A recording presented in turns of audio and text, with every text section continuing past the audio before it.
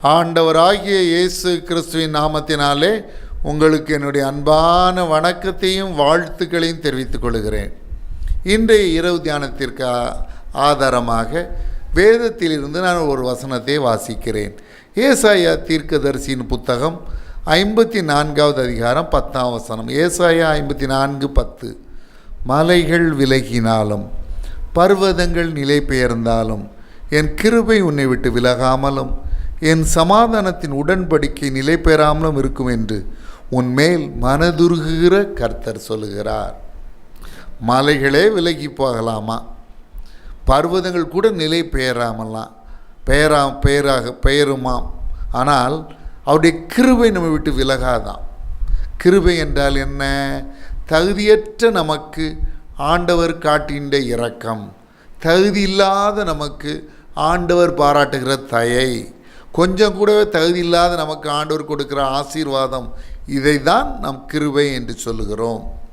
இந்த கிருபையை பற்றி சொல்லும் பொழுது சங்கீதம் 103:8, சங்கீதம் 145:8, இந்த 2 வேத பகுதிகளும் கர்த்தர் இரக்கமும் மன உருக்கமும் நீடிய சாந்தமும் மிகுந்த கிருபையும் உள்ளவர் என்று சொல்கிறது. இயல்பாகவே அவருடைய பண்பு என்னவென்றால் அவர் மிகுந்த கிருபை உள்ளவர். நம்முடைய ஆண்டவர், நம்முடைய கர்த்தர், நம்முடைய தெய்வம், நம் வழிபடுகின்ற அந்த கடவுள் மிகுந்த கிருபை உள்ளவர். தகுதியற்ற நமக்கு ஏராளம் ஆசீர்வாதங்களை தகுதியில்லாத சூழ்நிலையில் கூட கொடுக்க அவர் ஆயத்தம் உள்ளவராயிருக்கிறார். புலம்பல் புத்தகம் 3ஆம் அதிகாரம் 22-23 வசனங்களை விதமாய் சொல்லுகிறது. நாம் நிர்மூலமாகாதிருக்கிறது கர்த்தருடைய கிருபையே, அவருடைய இரக்கங்களுக்கு முடியவில்லை, அவைகள் காலை தோறும் புதியவைகள். நாம் நிர்மூலமாகாதிருக்கிறது கர்த்தருடைய கிருபை. ஆண்டுடைய கிருபை என் மேல் அதிகமாக இருந்தது. 3 முறை மரணத்திற்கும் எனக்கும் 1 அடி தூரம்தான் இருந்தது. முதல் முறை தாம்பரம் ரயில் நிலையத்திலே தவறான ரயிலிலே ஏறிவிட்டது நிமித்தமாக அந்த ரயிலில் இறங்க முயன்று குதித்து பிளாட்ஃபார்மிலிருந்து விட்டு ரயில் நசுக்கி இருக்கணும். ஆண்டோடைய கிருபை என்னை காத்தது. 2ஆம் முறை, ஒரு முறை நண்பர்களுக்குள், அதுக்கு முந்தையே ஒரு முறை நண்பர்களுக்குள் விளையாட்டாக பேசிகிட்டு இருக்கும்போது ஒரு நண்பர் மண்வெட்டியை என்னை நோக்கி ஓங்கினார். கழுத்து துண்டாக இருக்கணும், ஆண்டவர் காப்பாற்றினார். 3ஆவதாக 2019ஆம் ஆண்டு மே 7ஆம் தேதி இருதயம் நின்று போனது. அப்பொழுதும் மரணம் வந்திருக்க வேண்டும்.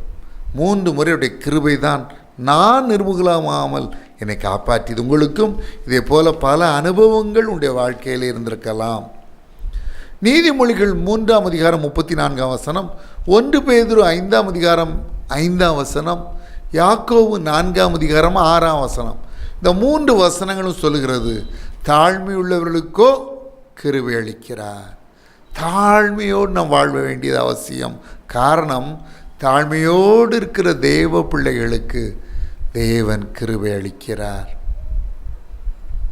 அன்னை தெரசாவுடைய வாழ்க்கையிலே அதிகமாக இந்த தாழ்மை காணப்பட்டது. ஒரு முறை அவர்கள் தன்னுடைய இல்லத்து தொழுநோயாளிகளுக்காக, இல்லத்து குழந்தைகளுக்காக, தாய்மார்களுக்காக அவர்கள் டொனேஷன் கேட்டு கடைக்கடையாய் வீதி வீதியாய் வந்த பொழுது அவர்கள் தன்னுடைய வலது கரத்தை நீட்டி டொனேஷன் கேட்ட பொழுது கொடிய உள்ளம் படைத்த ஒரு கடைக்காரர் அவர் இந்த வலது கையிலே துப்பினார். எத்தனை தொழுநோயாளிகளை கூசாமல் தொட்டு அவர்களுக்கு மருந்திட்டு அந்த கரங்களிலே கைகளால் துப்பினார். இந்த அம்மா பற்றி ஒரு காரியத்தையும் நான் இப்போ சொல்ல எனக்கு ஞாபகம் வருது. செங்கொடி என்ற கன்னியாகுமரி மாவட்டத்தில் ஒரு ஊரிலே கன்வென்ஷனுக்காக நான் சென்றிருந்தேன், கன்வென்ஷனில் பிரசங்கிப்பதற்காக. இப்போ அந்த ஊர் குருவானவர் ஐயா ஒரு காரியத்தை அன்னை தெரசாமாவை பற்றி என்னிடம் சொன்னார்கள். அன்னை தெரசாமாவுடைய இல்லத்தை பார்க்க குருவானவர் ஐயா செல்லும் பொழுது அவர்கள் பைபிள் காலேஜ் ஸ்டூடெண்ட்ஸை எல்லாம் அனுமதித்தார்களாம். அதனால் குருவானவர் ஐயாவுக்கும் அம்மாவை பார்ப்பதற்கான ஒரு வாய்ப்பு கிடைத்ததான். அப்போ அந்த ஐயா சொன்னாங்க, எல்லா சிஸ்டர்ஸும் க்ளவுஸ் போட்டு தொழுநோயாளியுடைய புண்களை சுத்தம் செய்து கொண்டிருந்தார்கள். ஆனால் அன்னை தெரசாமாவோ கையுறை அணியாமலே, க்ளவுஸ் அணியாமலே, வெறும் கைகளாலே அந்த நோயாளிகள் புண்களை சுத்தம் செய்து கொண்டிருந்தார்கள், தொழுநோயாளியின் புண்களை சுத்தம் செய்து கொண்டிருந்தார்கள் என்று சொன்னார்கள். அந்த கையில் அந்த கடைக்காரர் துப்பினார். அப்பொழுது அம்மா தாழ்மையோடு சொன்னார்களா, அடுத்த கரத்தை நீட்டி, இந்த கரத்தில் எனக்கு தேவையானதை கொடுத்து விட்டீர்கள், அடுத்த கரம் என்னுடைய இடது கரத்தில் என் பிள்ளைகளுக்கு தேவையானதை கொடுங்கள் என்று சொன்னார்களாம். எவ்வளவு தாழ்மை பாருங்கள். ராஜீவ்காந்தி ஐயா ஒரு தடவை மனுக்களை வாங்கி கொண்டிருந்த பொழுது இந்த கியூவிலே சாதாரண ஒரு பெண்ணை போல அன்னை தெரசாவும் நின்று கொண்டிருந்தார்களாம். அவர்களை பார்த்தவுடன் ராஜீவ்காந்தி ஐயாவுடைய உள்ளம், பிரதம மந்திரியுடைய உள்ளம் உருகியது. அம்மாவை அழைத்து ஹெலிகாப்டரில் உட்கார வைத்து அவர்களுக்கு தேவையான அனைத்து உதவியும் செய்து கொடுத்தார்கள் என்றெல்லாம் நான் கேள்விப்பட்டிருக்கிறேன்.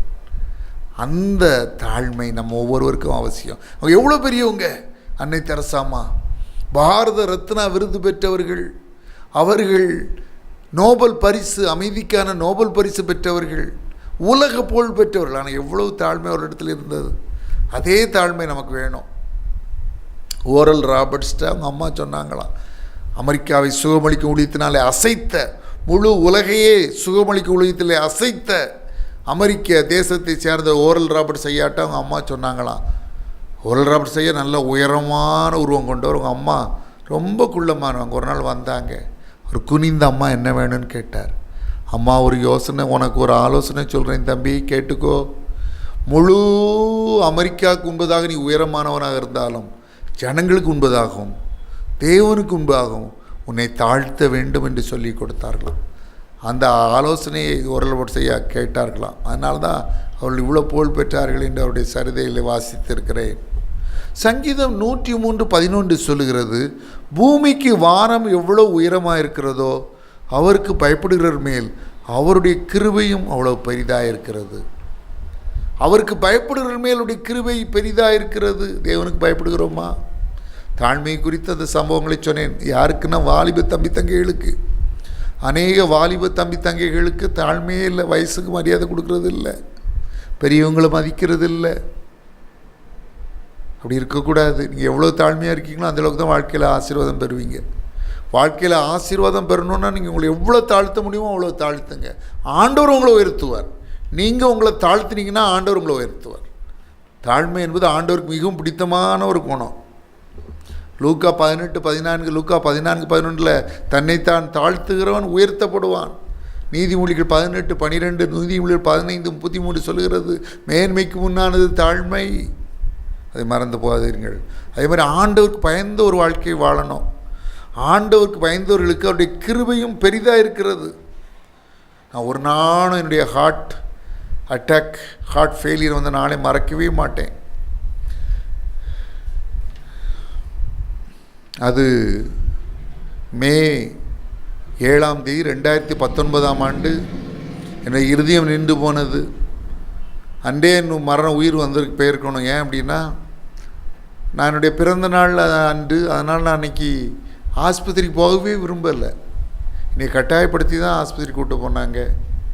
அப்போவே இருதயம் நின்று போயிட்டு திரும்ப ஹை கிரவுண்டுக்கு கொண்டு போய் அங்கே ஷாக் இருதயத்துக்கு கொடுத்து நின்று போன இருதயத்தை மீண்டும் இயங்க வைத்தார்கள்.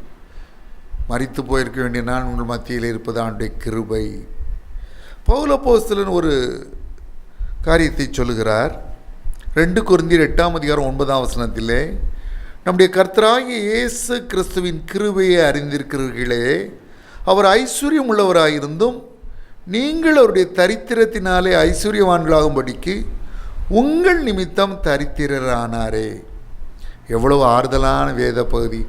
அநேக நேரம் பணத்தேவலி நிமித்தம் வேதனைப்படுகிறோம். ஐயோ, கொஞ்சம் ரூபா இருந்திருந்தால் இந்த காரியத்தை முடிச்சிருக்கலாமே, கொஞ்சம் பணம் இருந்திருந்தால் இந்த கடன் பிரச்சனையிலேருந்து விடுதலையாக இருக்கலாமே என்றெல்லாம் புலம்புகிறோம். அவருடைய இயேசு கிறிஸ்துவின் தரித்திரத்தினாலே நாம் ஐஸ்வர்யவான்களாகும்படிக்கு நமக்காக தரித்திரனானாராம். ஏன்னா வேதம் அழகாக சொல்லுது, கர்த்தரின் ஆசீர்வாதமே ஐஸ்வர்யத்தை தரும். அதனோடு அவர் வேதனை கூட்டார். அவர் அவ்வளோ தரித்திர கோலத்திலேருந்து உலகத்தில் வாழ்ந்தார். சொந்தமாக வீடு கிடையாது, வாகனம் கிடையாது, சொந்தமாக பணம் கூட அவர்கிட்ட இல்லை. தரித்திர கோலத்தில் அவர் உலகத்தில் வாழ்ந்ததுக்கு, வறுமையில் வாழ்ந்ததுக்கு காரணம் நம்முடைய பணத்தேவைகளை சந்திக்க வேண்டும் என்பதற்காக தான். பிலிப்பியர் 4:19 சொல்லுகிறது, என் தேவன் தம்முடைய ஐஸ்வர்யத்தின்படி உங்களுக்கு குறைவையெல்லாம் கிறிஸ்து இயேசுவுக்குள் மகிமையிலே நிறைவாக்குவார். பிரான்ஸ் தேசத்தில் பாரிஸ்னு ஒரு நகரம் உண்டு. பக்கத்தில் ஒரு சின்ன கிராமத்தில் ஒரு வயதானவர் வாழ்ந்து வந்தார். அவர் எல்லாரும் கஞ்சேன், நப்பி, பிசுனாரி என்றெல்லாம் கேலி பேசுவார். ஏன்னா ஒரு கிழிந்த ஆடை தான் உடுத்தியிருப்பார். அவர் செருப்பு பிஞ்சு போயிருக்கும், பூட்ஸும் கிழிஞ்சு போயிருக்கும். இப்படிப்பட்ட தரித்திர கோலத்தில் வாழ்ந்துட்டு இருந்தார். அவர் பெரிய கோடீஸ்வரர். அதனால் அவர் இப்படி இருந்தனால எல்லோரும் அவர் கஞ்சேன், நப்பி, பிசுனாரின்னு சொன்னாங்க. ஆனால் இதற்காக அந்த கோடீஸ்வரன் அப்படி ஒரு பிசுனாரி, நப்பி, கஞ்சேன் அப்படின்னு சொல்கிற மாதிரி வாழ்ந்தான்ற ரகசியம் அவர் மரித்த பின்பு அவருடைய உயிரை கண்ணீரோடு படித்தவர்களுக்கு விளங்கியது. ஏன் தெரியுமா? அவர் அந்த உயிரில் எழுதியிருந்தார், அந்த ஊரில் உள்ள கிராம மக்கள் அனைவரும் பாதுகாப்பான, சுத்தமான, ஆரோக்கியமான குடித்தண்ணீர் பெறுவது திட்டத்திற்காக என்னுடைய அத்தனை ஆஸ்தியையும் எழுதி வைத்திருக்கிறேன் என்று எழுதியிருந்தார். இதனால தான் இவ்வளோ தரித்திரத்தில் வாழ்ந்தாரா?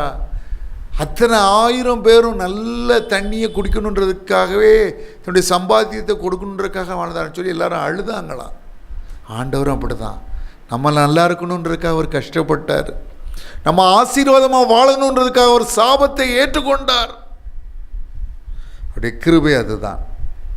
காலைதோறும் கிருபை புதியவைகள். சங்கீதக்காரன் சங்கீதம் 143:8 சொல்கிறாரு, அதிகாலையில் உங்கள் கிருபையை கேட்க நம்ம என்ன செய்யணும்? காலையிலே எழுப்பி ஜெபம் பண்ணணும். இயேசுவே, இந்த நாளை நான் வெற்றிகரமாய் முடிப்பதற்கு, இந்த நாளிலே வருகிற பாவ சோதனைகளிலே நான் வெல்வதற்கு, இந்த நாளிலே வருகின்ற சவால்களை நான் சமாளிப்பதற்கு, இந்த நாளிலே வருகிற பிரச்சனைகள், போராட்டங்களை நான் எதிர்கொள்வதற்கு உடைய கிருபை தேவையப்பா என்று கேட்கும் பொழுது தேவன் கிருபையை நமக்கு தருவார். நன்மையினாலும் கிருபையினாலும் நம்மை முடிசூட்டுகிற நல்ல ஆண்டவர் அல்லவா? அதே கிருபையை அவர் நமக்கு தருவார். அந்த கிருபை நம்மை உயர்த்தும். அந்த கிருபை நமக்கு ஆசீர்வாதத்தை கொண்டு வரும். நாம் ஜெபிக்கலாமா? அன்பின் பரம தகப்பனே, உடைய கிருபை குறித்து அதிகமாய் தியானித்தோம். மலைகள் விலகினாலும், பர்வதங்கள் நிலை பெயர்ந்தாலும், என் கிருபை உன்னை விட்டு விலகாமலும், என் சமாதானத்தின் உடன்படிக்கை நிலை பெறாமலும் இருக்கும் என்று உண்மையில் மனதுருகிற கர்த்தர் சொல்கிறார் என்ற வசனத்தின்படி ஜெபிக்கிற பிள்ளைகளுக்கு தேவையான கிருபைகளை தாரும். அப்பா, வியாதியினால் பலவீனப்பட்ட நிலையிலே இந்த நிகழ்ச்சியை பார்த்து கொண்டிருக்கிறவர்களுக்காக விசேஷமாய் ஜெபிக்கிறேன். இயேசு கிறிஸ்துவின் வல்லமையுள்ள நாமத்தினாலே சகல வலிகளும், வியாதிகளும், பலவீனங்களும், நோய்களும் நீங்கும்படி கட்டளை கொடுக்கிறேன். இயேசு கிறிஸ்துவின் வல்லமையுள்ள நாமத்தினாலே சகல வலிகளும், வியாதிகளும், பலவீனங்களும், நோய்களும் நீங்கும்படி கட்டளை கொடுக்கிறேன். இயேசு கிறிஸ்துவின் வல்லமையுள்ள நாமத்தினாலே சகல வலிகளும், வியாதிகளும், பலவீனங்களும், நோய்களும் நீங்கும்படி கட்டளை கொடுக்கிறேன். இயேசு கிறிஸ்துவின் நாமத்தினாலே வேண்டிக் கொள்கிறேன் பிதாவே, ஆமென். இதை பார்த்து கொண்டிருக்கிற, இதை கேட்டுக்கொண்டிருக்கிற அன்பு சகோதர சகோதரிகளே, நான் உங்களுக்காக ஜெபிக்க வேண்டுமானால் உங்கள் ஜெப குறிப்புகளை எனக்கு அனுப்பி வைங்கள். நான் உங்களுக்காக ஆண்டோட ஊக்கமாக ஜெபிப்பேன்.